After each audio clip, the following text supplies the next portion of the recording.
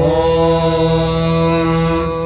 हिरण्यवर्णाम् हरिणीम् सुवर्णरजतस्रजाम् चन्द्राम् हिरण्मयीम् लक्ष्मीम् जातवेदो महावः ताम् महावः जातवेदो लक्ष्मीमनपगामिनीम् यस्याम् हिरण्यम् विन्देयङ्गामश्वम् पुरुषानहम् अश्वपूर्वाम् रथमध्याम् हस्तिनादप्रबोधिनीम् श्रियम् देवीमुपह्वये श्रीर्मा देवीर्जुषताम्